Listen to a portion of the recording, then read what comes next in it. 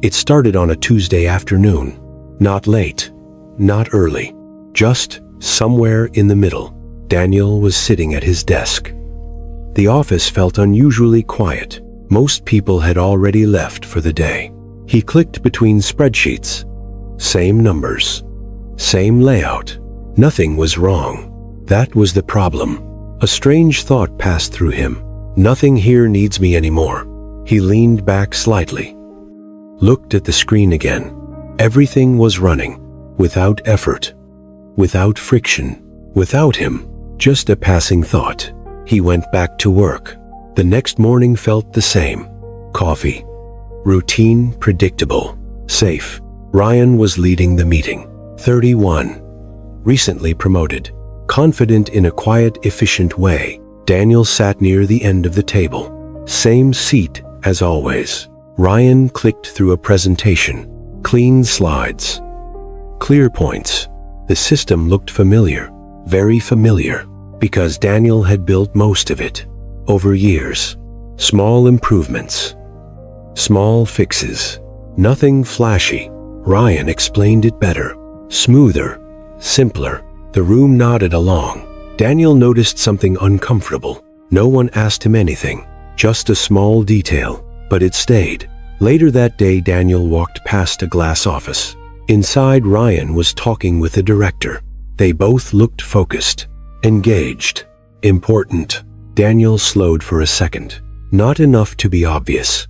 Just enough to notice. He kept walking. Nothing dramatic. Just a shift. That night he stopped at a grocery store. Nothing special.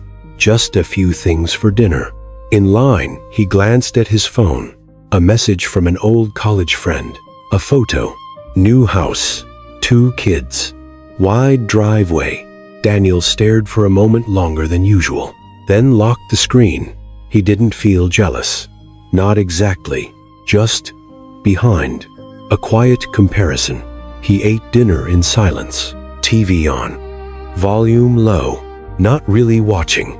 Halfway through the meal he paused, fork in hand. Tried to remember the last time something felt new. Nothing came up. Just routines.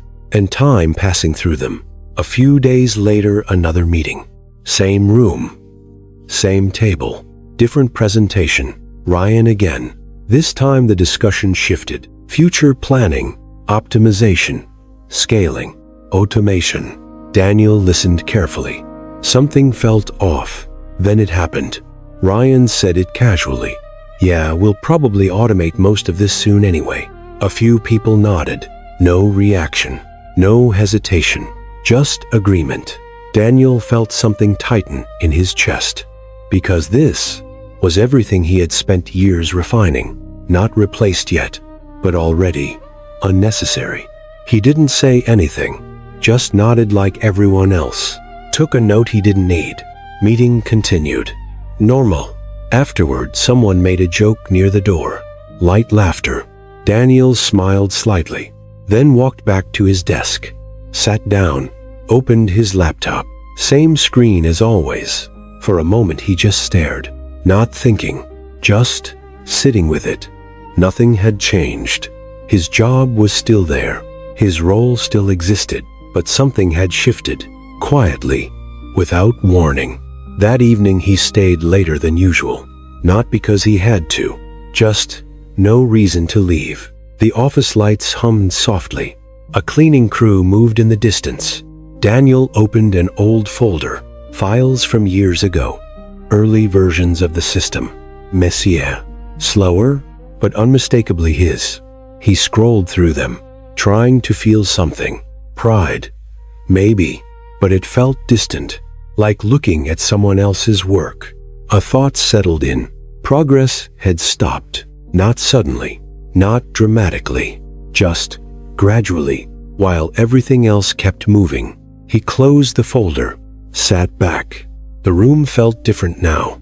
Not threatening, just unfamiliar. For a long time, Daniel had measured his life by stability.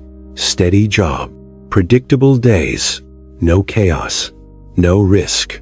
And for a while, that had felt like progress. But somewhere along the way, Stability had quietly turned into stillness.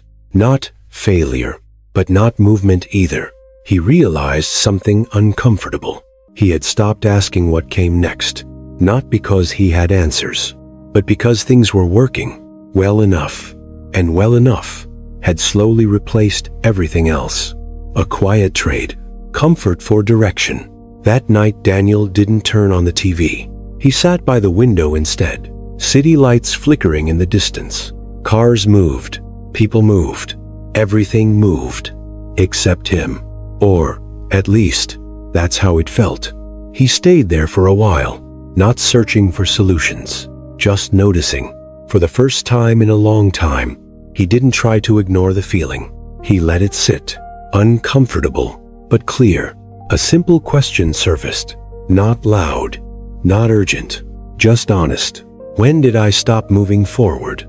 No answer came, but the question stayed, and somehow, that felt different. The next morning nothing changed. Same alarm, same coffee, same drive, but something small was different. Daniel didn't rush through his routine. He noticed it, each step. At work, he opened his laptop, paused for a second, then did something unusual. He didn't open the usual files. Instead, he opened a blank document. No title, no plan, just the space. Uncertain, unused.